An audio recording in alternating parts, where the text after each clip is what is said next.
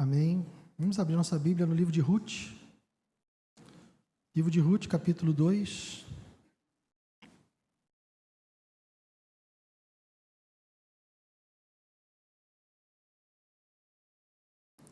Uma nova cena dessa bela história.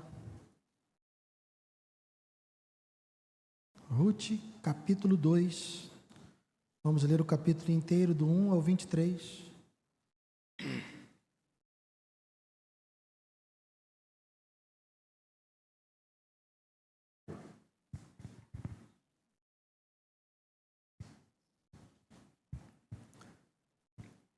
Ruth, capítulo 2.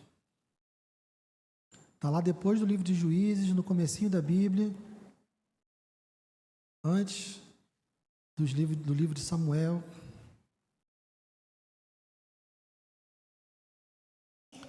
Ruth, capítulo 2. Diz assim: Noemi tinha um parente de seu marido, dono de muitos bens, da família de Elimeleque, o qual se chamava Boaz. Ruth, a moabita, disse a Noemi: Deixe-me ir ao campo para apanhar espigas atrás daquele que me permitir fazer isso. Noemi respondeu: Vá, minha filha. Ela se foi, chegou ao campo e apanhava espigas atrás dos ceifeiros. Por casualidade, entrou na parte do campo que pertencia a Boaz, que era da família de Elimeleque. Eis que Boaz veio de Belém e disse aos ceifeiros: Que o Senhor esteja com vocês. E eles responderam: Que o Senhor o abençoe. Depois, Boaz perguntou ao servo encarregado dos ceifeiros: De quem é essa moça? O servo respondeu: Essa é a moça moabita que veio com Noemi da terra de Moabe. Ela me pediu que a deixasse recolher espigas e ajuntá-las entre os feixes, após os ceifeiros. Assim, ela veio e ficou aqui desde a manhã até agora. Só parou um pouco para descansar no abrigo. Então Boaz disse a Ruth: Escute, minha filha, você não precisa colher em outro campo, nem se afastar daqui. Fique aqui com as minhas servas. Fique atenta ao campo, onde forem colher, e vá atrás delas. Eu dei ordem aos servos para que não toquem em você. Quando você ficar com sede, vá até as vasilhas e beba da água que os servos tiraram.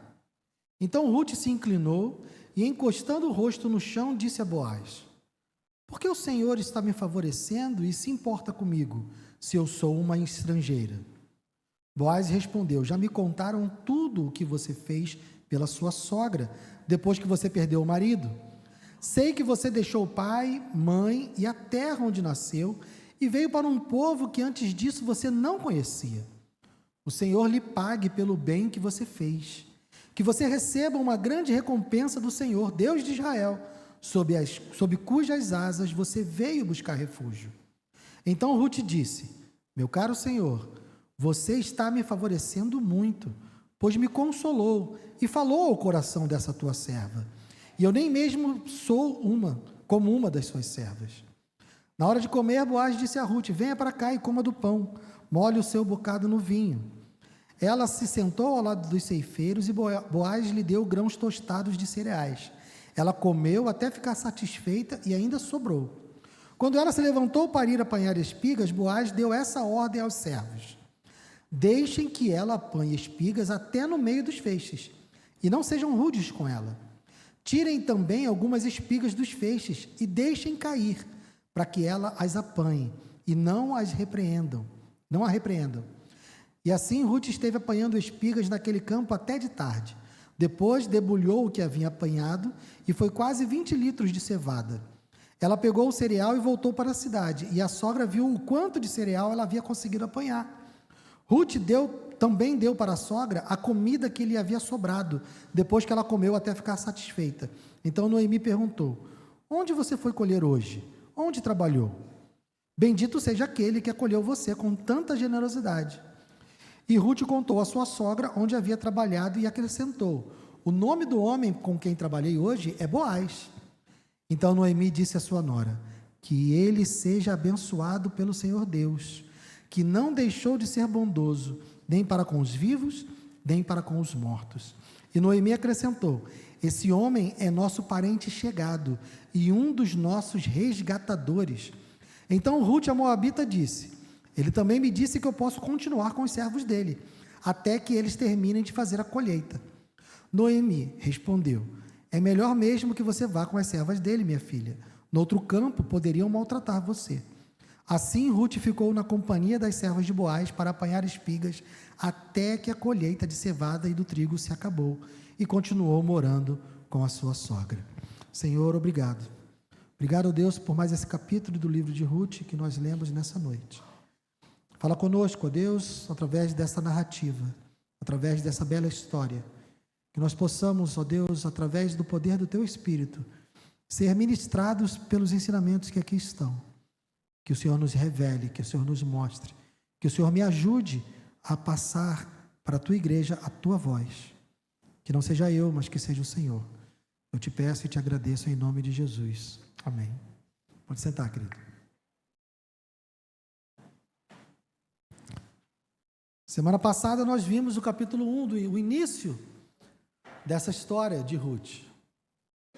Nós vimos como Deus, em sua providência, causou uma fome em Israel que fez com que fosse necessário que Elimeleque, Noemi e seus filhos fossem para a terra de Moabe. Falei também que esse período é o período dos juízes, um período muito obscuro da história de Israel, porque eles estavam vivendo uma inconstância diante de Deus, porque havia falecido a geração de Josué, e eles não haviam ensinado à geração seguinte a palavra de Deus, a vontade do Senhor. Então, por isso, o livro de Juízes vai sempre trazer uma frase: não havia rei em Israel naquela época, e cada um fazia como achava melhor. Então era assim que acontecia nesse tempo. O povo se desviava de Deus, era oprimido por invasões estrangeiras, se arrependia, se voltava para Deus, Deus levantava um juiz que libertava a nação, e depois eles viviam em paz enquanto esse juiz vivia.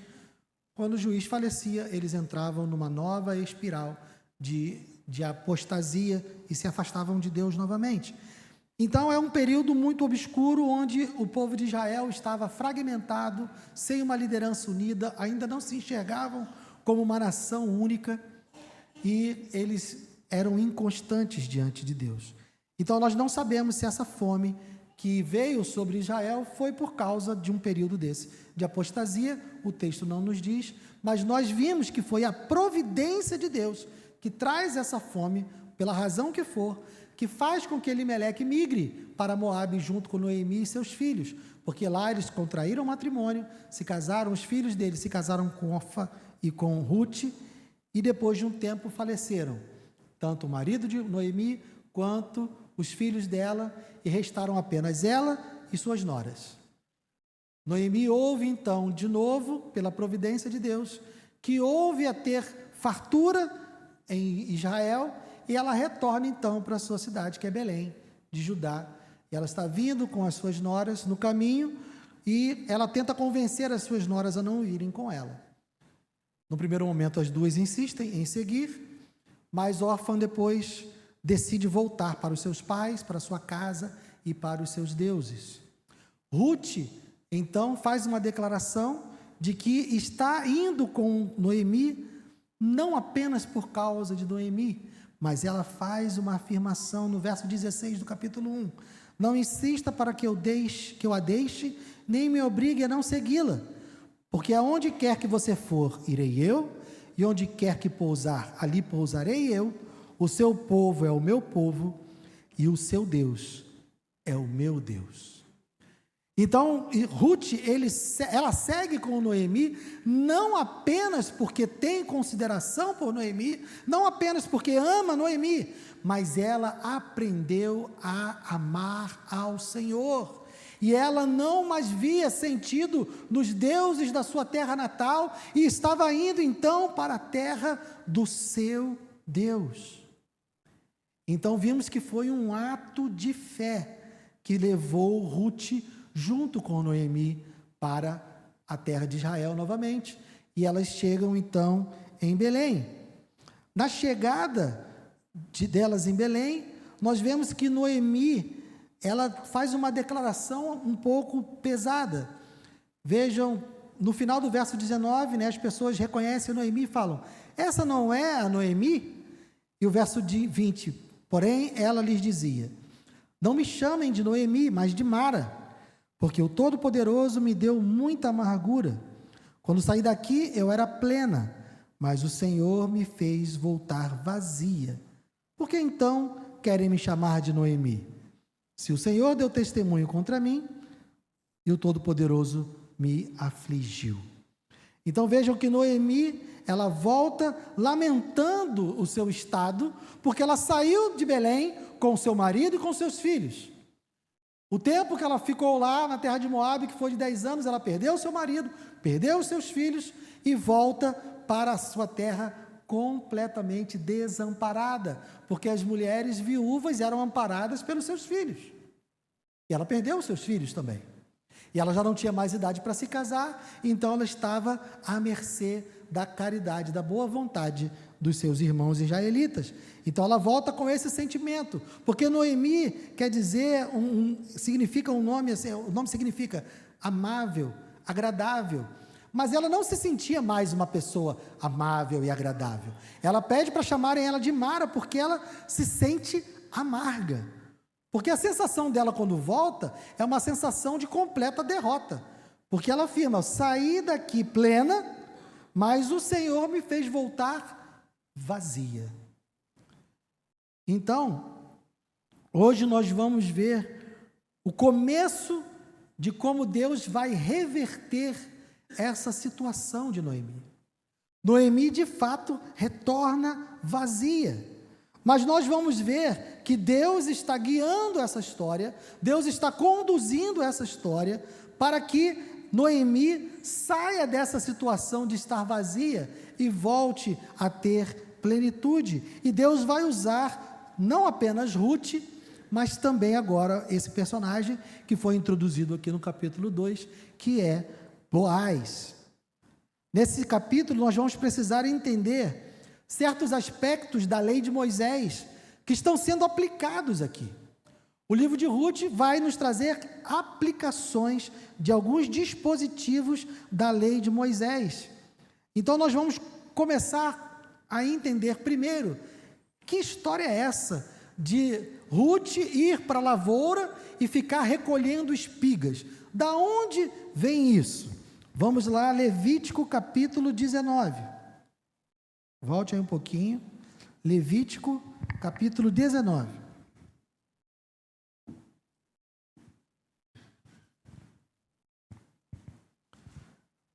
Versos 9 e 10.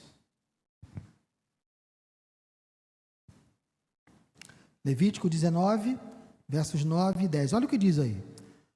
Quando você fizer a colheita da sua terra, não colha totalmente o canto do seu campo, nem volte para recolher as espigas caídas.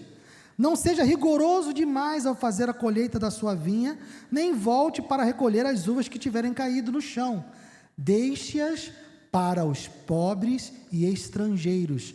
Eu sou o Senhor, Deus de vocês. Então veja, Deus havia previsto nos seus mandamentos que sempre haveria pobres e estrangeiros necessitando de algo.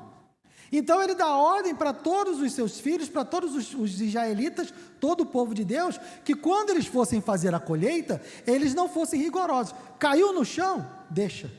Se deixou cair, deixa para trás. Não recolha os cantos. Por quê? Para que aqueles necessitados pudessem vir e fazer esse recolhimento para terem alimento, para terem o que comer. E foi isso que Ruth foi fazer. Ruth demonstra aqui que no seu relacionamento com Noemi, ela tinha conhecimento da lei do Senhor e vai lá para fazer uso dessa permissão de Deus, para que ela e Noemi pudessem se alimentar. Então, não é à toa que ela para lá. Percebam que o Senhor, desde o início, demonstra uma preocupação com os pobres. Deus tem uma preocupação com aqueles que estão desassistidos. Por quê? Porque Deus sabe que numa sociedade caída e marcada pelo pecado, é necessário que Ele intervenha.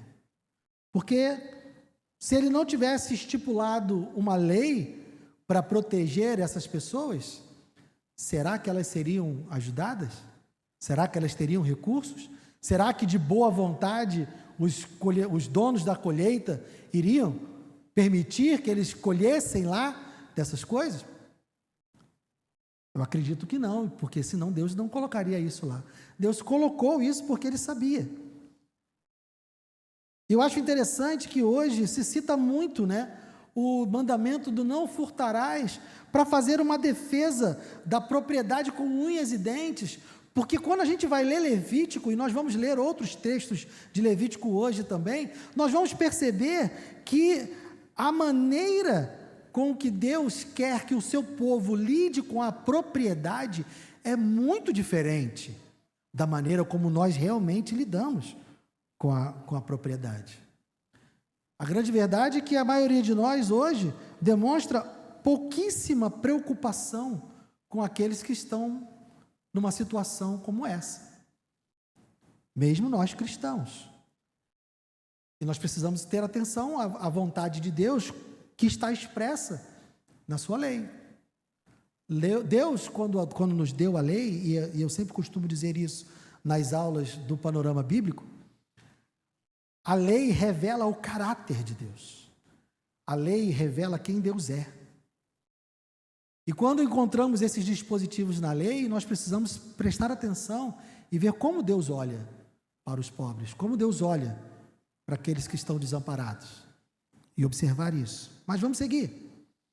Então nós vimos que havia uma previsão legal para que Ruth fosse lá colher essas espigas. E ela, ao fazer essa colheita, ela consegue o favor de Boaz. E quando ela diz para Noemi que ela estava colhendo nos campos de Boaz, Noemi traz então um outro instituto da lei, que nós precisamos conhecer para entender o que está acontecendo aqui. Verso 20, final do verso 20. E Noemi acrescentou: esse homem é nosso parente chegado e um dos nossos resgatadores. O que é um resgatador? A lei de Deus previa o resgatador para 3 situações. A primeira situação era no caso de um membro da família ter sido vendido como escravo por causa de dívidas. Vai lá, Levítico, capítulo 25. Levítico, capítulo 25. Versos 47 a 49.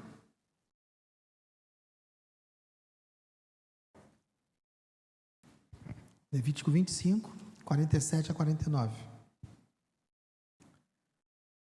Se um estrangeiro ou peregrino que mora no meio do povo enriquecer, e se alguém do seu povo tornar-se pobre, e vender-se como escravo a esse estrangeiro ou peregrino que mora no meio do povo, ou a alguém da família desse estrangeiro, depois de haver se vendido, haverá ainda a possibilidade de resgate para ele.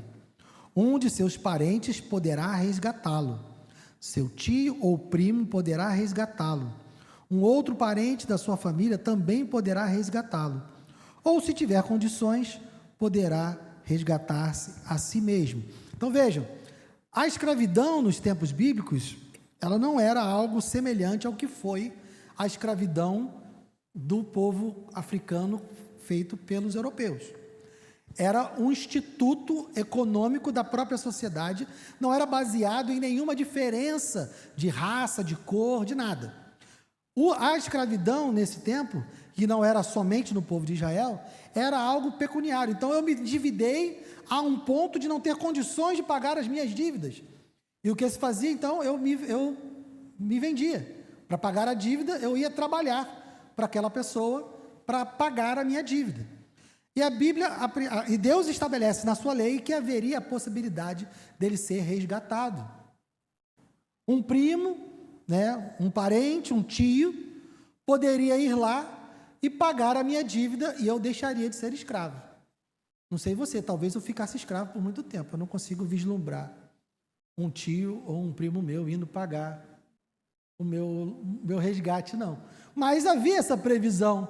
Legal. Deus proveu esse escape para aqueles que nessa situação se colocaram como escravos. A segunda situação, onde poderia ser um resgatador, é quando você tinha a sua terra vendida, também pelo mesmo motivo, dificuldade econômica. Aí mesmo, no capítulo 25 de Levítico, nos versos 23 a 28. Versos 23 a 28, tem a previsão do resgatador para a terra vendida. Também a terra não será vendida em definitivo, porque a terra é minha, pois vocês são para mim estrangeiros e peregrinos. Portanto, em todas as terras da propriedade de vocês, permitam que as terras sejam resgatadas. Se alguém do seu povo empobrecer e vender alguma parte das suas propriedades, então virá o seu resgatador, seu parente, e resgatará o que o seu irmão vendeu. Se alguém não tiver resgatador, porém vier a tornar-se próspero e achar o bastante com o que a remir, então contará os anos desde a sua venda, e o que ficar restituirá ao homem a quem vendeu, e assim poderá voltar à sua propriedade. Mas, se as suas posses não lhe permitirem reavê-la, então a propriedade que for vendida ficará na mão do comprador até o ano do jubileu, porque no ano do jubileu sairá do poder deste e aquele poderá voltar para a sua propriedade.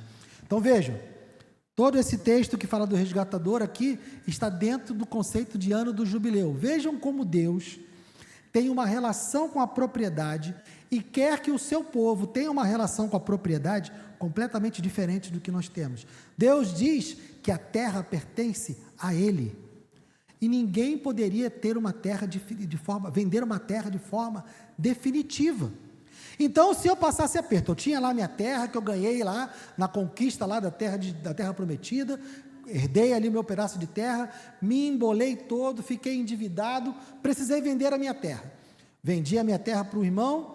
Deus está dizendo que eu posso ter alguém que venha resgatar essa terra, que vai pagar essa terra por mim e vai me devolver.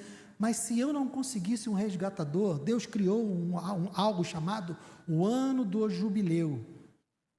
A cada 50 anos, todas as dívidas eram perdoadas.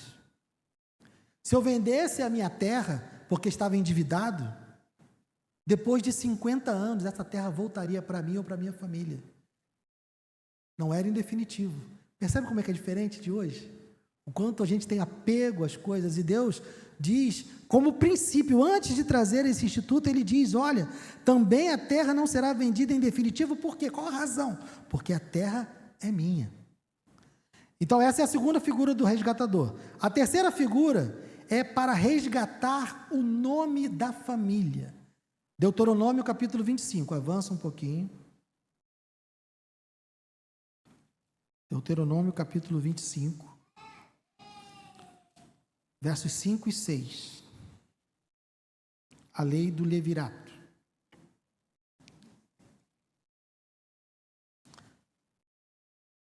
Se dois irmãos morarem juntos e um deles morrer sem filhos, a mulher do que morreu não se casará com um estranho, alguém de fora da família. Seu cunhado a tomará, a receberá por mulher e exercerá com ela a obrigação de cunhado. O primogênito que ela lhe der será sucessor do nome do seu irmão falecido, para que o nome deste não se apague em Israel. Percebam como isso é estranho para nós.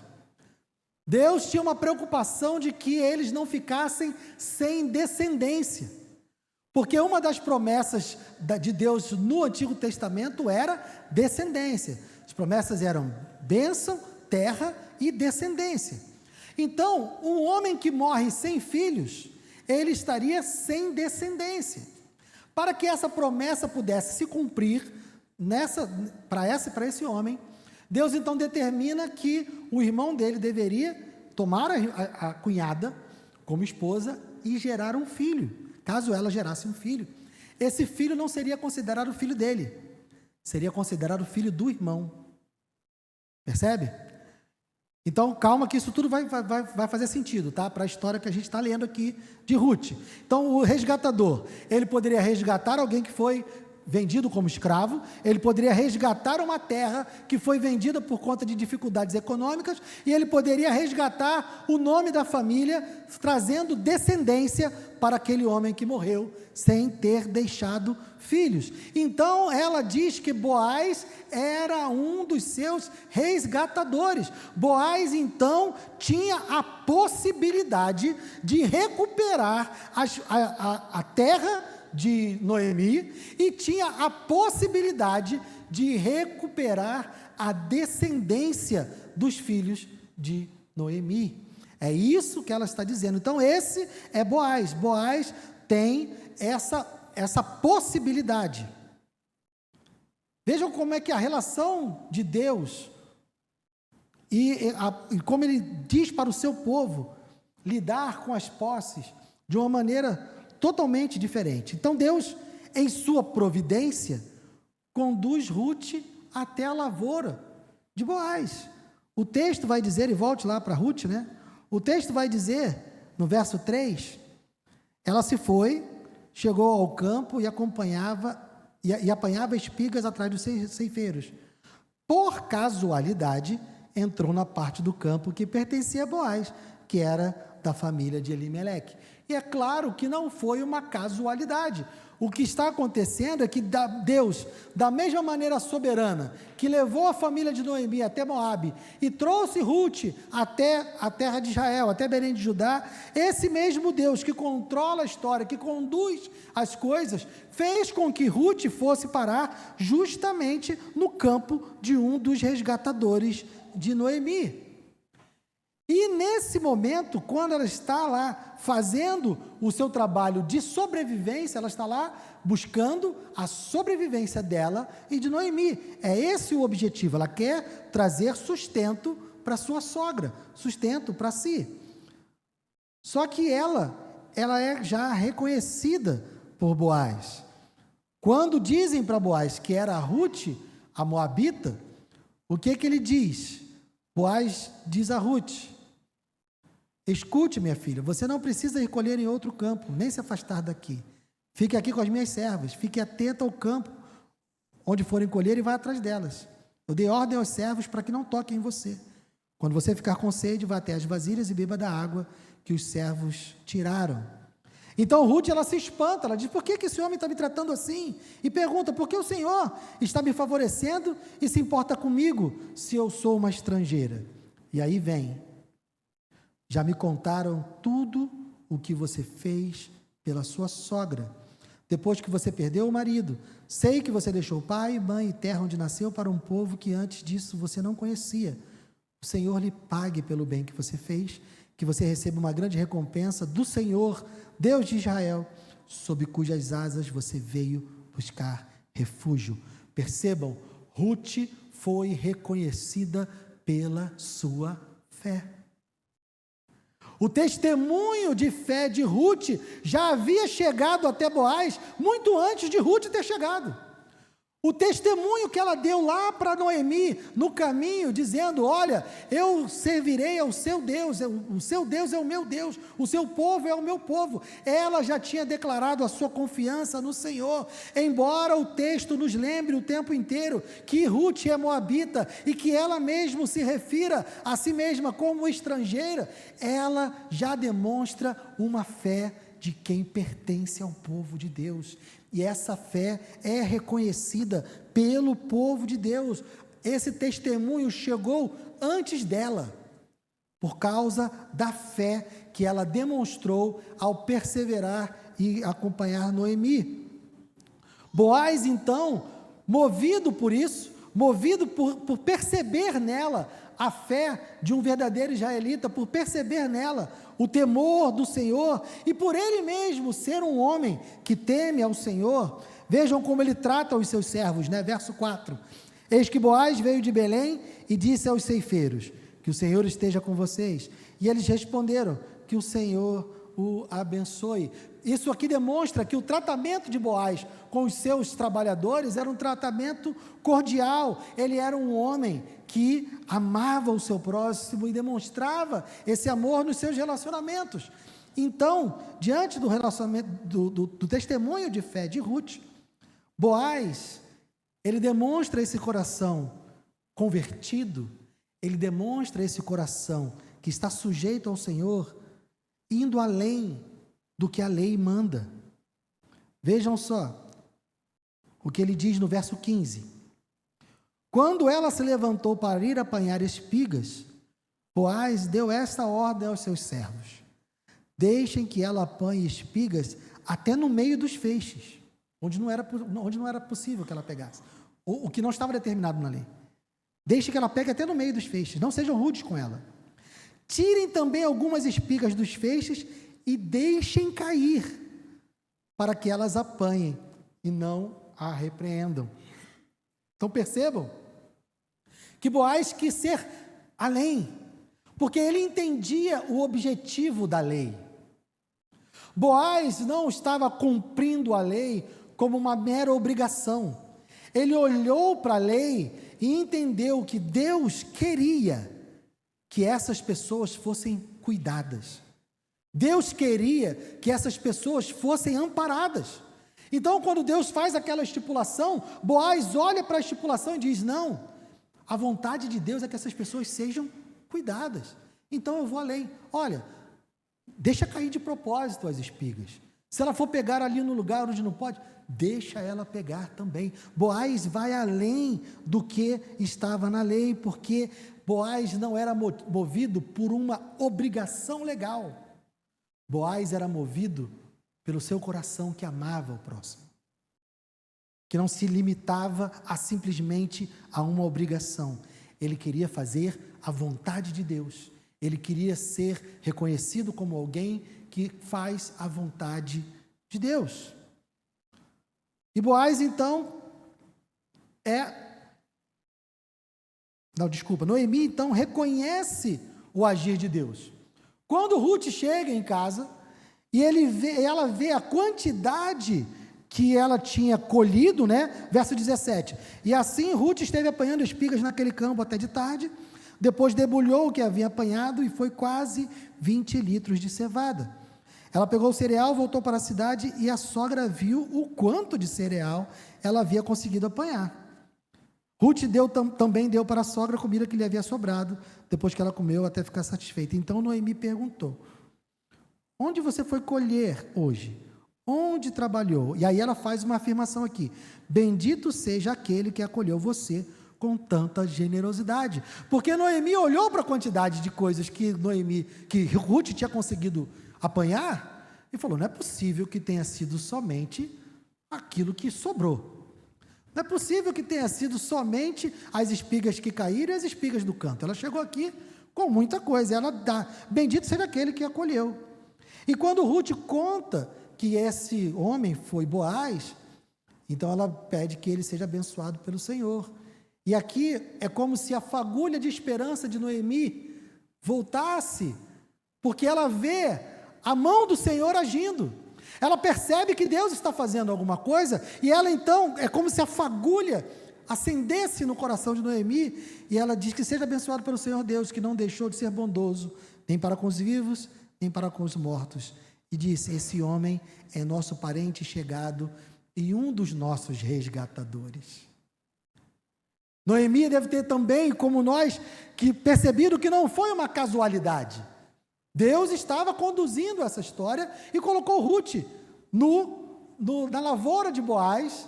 Ela viu como Boaz tratou Ruth e ela enxergou ali o favor de Deus. Ela entendeu que Deus estava agindo. Boaz então é apresentado como resgatador. Por meio dele e por meio de Ruth, a história de Noemi seria mudada. Porque, como eu falei, nós vimos que no começo, no primeiro capítulo, Noemi diz: saí daqui plena e voltei vazia. Mas nós vamos ver Deus mudar a história dela. Boaz aqui é um tipo de Cristo. Porque Boaz, ele como resgatador, ele está redimindo aquilo que Noemi não tinha como fazer. Noemi tinha perdido as propriedades. Noemi tinha perdido a sua família. Noemi não tinha descendentes, não tinha ninguém. Mas Boaz é apresentado como aquele que pode restaurar essas coisas na vida de Noemi. Por isso ele é um tipo de Cristo, porque Jesus foi aquele, é o nosso parente próximo que nos deu todas essas coisas. Vamos lá em Hebreus, capítulo 2.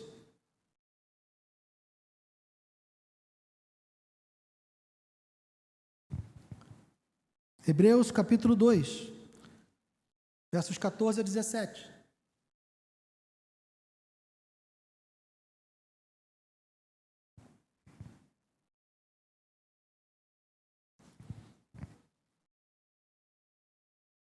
Hebreus 2, do 14 ao 17. Visto, pois, que os filhos têm participação comum de carne e sangue, também Jesus, igualmente, participou dessas coisas para que, por sua morte, destruísse aquele que tem o poder da morte, a saber, o diabo, e livrasse todos os que, pelo pavor da morte, estavam sujeitos à escravidão por toda a vida.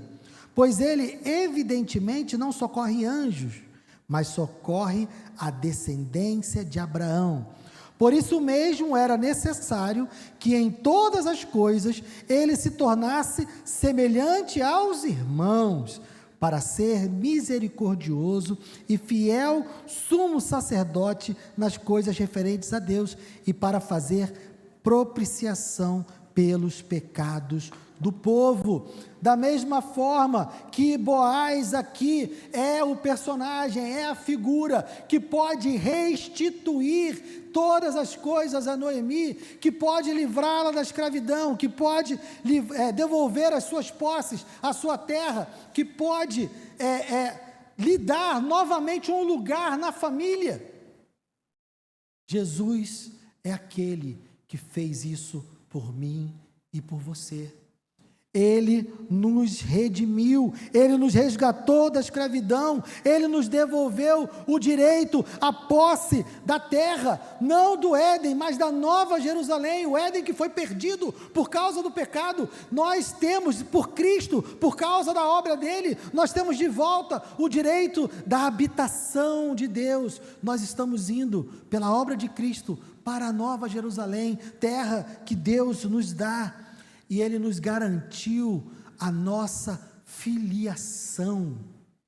Por Cristo, por causa da obra de Cristo, eu e você somos filhos de Deus. Não se enganem, o que o ditado popular diz aqui, todo mundo é filho de Deus, não é verdade. E aqui nós partimos então para as nossas aplicações desse episódio da história de Ruth e de Noemi hoje.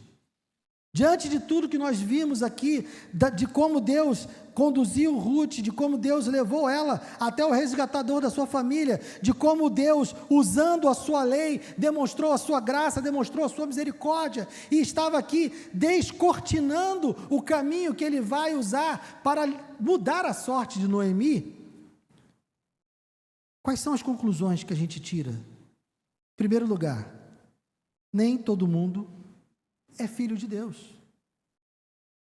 Essa é uma mentira que é repetida pelo mundo e talvez pela repetição ela pareça verdade.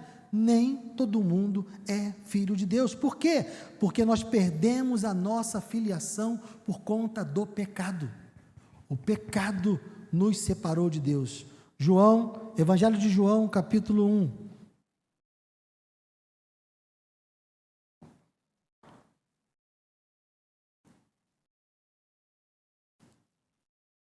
Evangelho de João, capítulo 1, versos 12 e 13.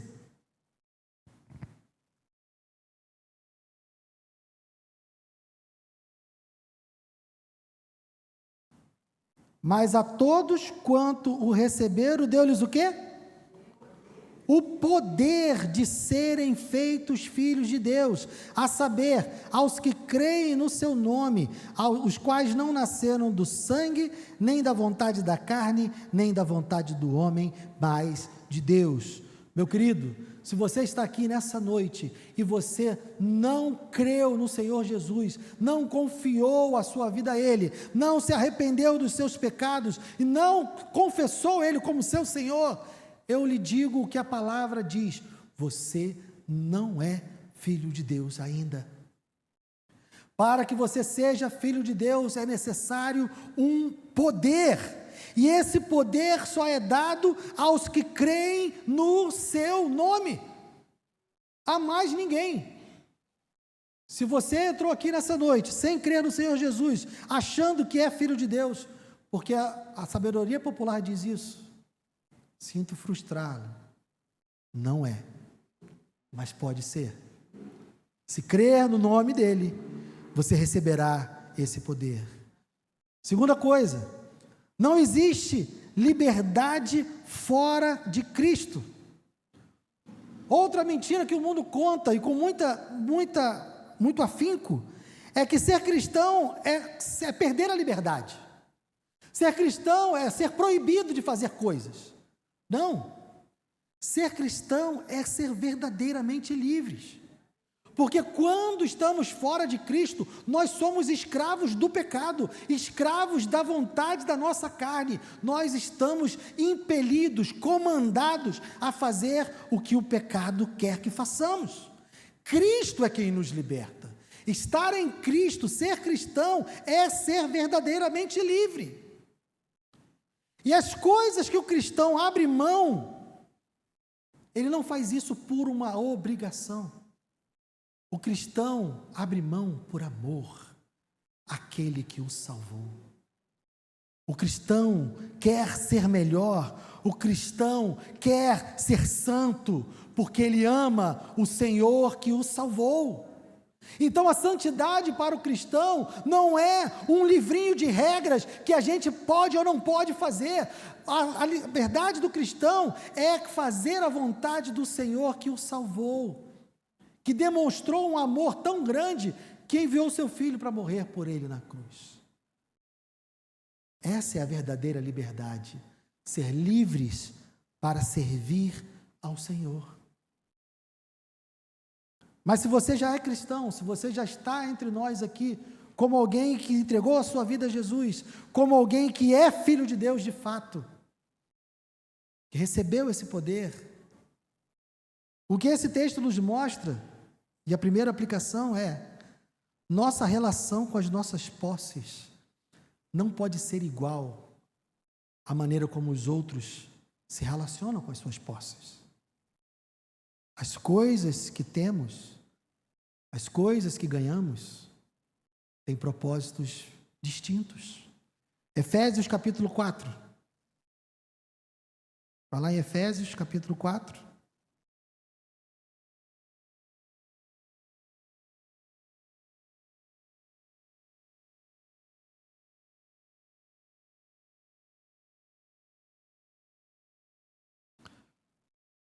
Versos 22 ao 24. E depois o verso 28. Falando sobre a nossa nova natureza, pelo fato de nós sermos filhos de Deus, pelo fato de nós termos nascido de novo,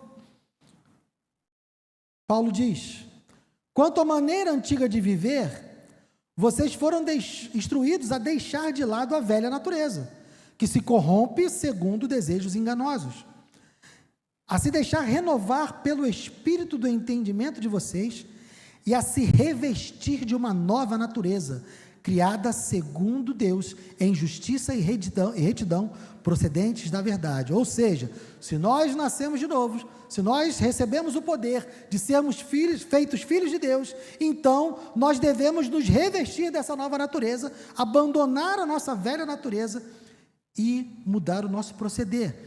E aqui, a partir do 25, ele vai trazer vários exemplos, mas eu quero ler com você do verso 28. Aquele que roubava, não roube mais. Pelo contrário, trabalhe, fazendo com as próprias mãos o que é bom. Para quê? Para que a gente trabalha? Vamos juntos? Para que tenha o que repartir com o necessitado.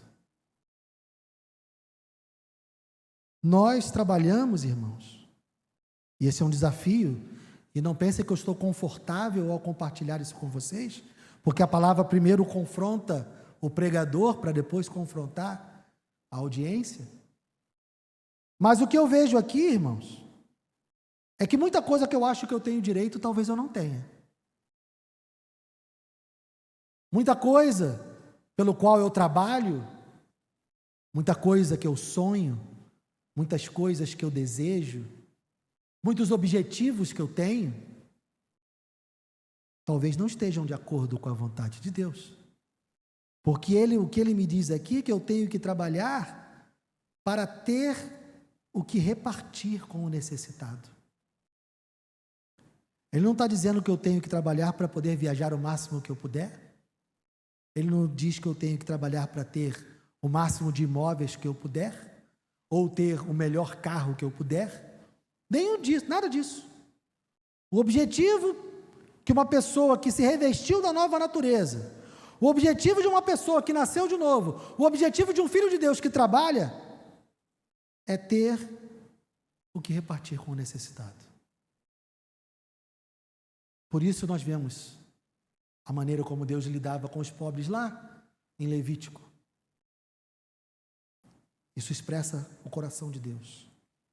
E talvez, eu deixo essa reflexão, talvez nós estejamos muito mais parecidos com o mundo do que parecidos com o povo de Deus, pela maneira como nós lidamos com o dinheiro que nós ganhamos honestamente, com o suor do nosso trabalho.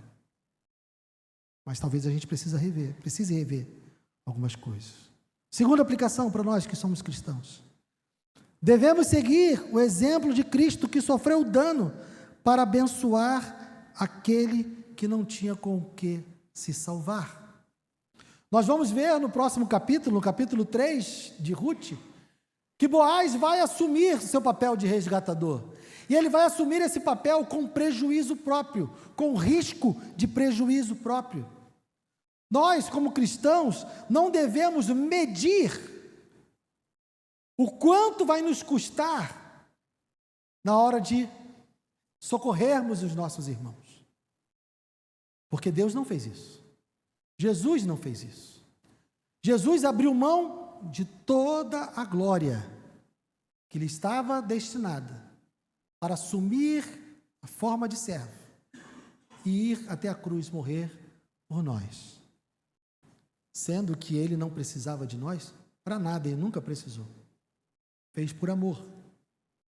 Então nós, como discípulos de Cristo, como aqueles que querem ser cada dia mais parecidos com Cristo, nós precisamos melhorar os nossos cálculos quando pensamos em socorrer um irmão. Isso não tem a ver só com dinheiro. O assunto de dinheiro eu já falei no primeiro ponto. Isso tem a ver com o nosso tempo. Ah, lá vem aquele irmão de novo, me ligar de novo, para falar daquele problema de novo. Eu vou ter que atendê-lo? Vai. Ah, lá vem aquela irmã de novo, me ligar de novo. Ou aquele irmão pedir ajuda de novo. Irmãos, é assim. Nós podemos ser resgatadores em várias situações. Nós podemos ser instrumentos de bênção em várias situações. Nós precisamos estar dispostos e preparados para isso. Então, que esse seja o nosso objetivo. Não estou dizendo que estamos prontos, não estou dizendo nem que eu estou pronto. Mas eu vejo aqui um chamado para que nós mudemos a nossa maneira de enxergar algumas coisas na nossa vida. E que nós possamos aceitar esse desafio, porque ele é um desafio que vem do nosso Deus. Amém? Vamos ficar de pé.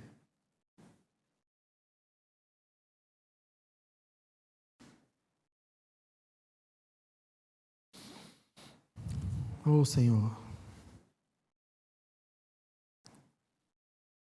Obrigado, Senhor. Obrigado pelo texto que nos confronta. Obrigado pela palavra, Senhor, que vem e nos mostra que não seguimos o caminho correto. Tem misericórdia de nós, Senhor. tem misericórdia de nós.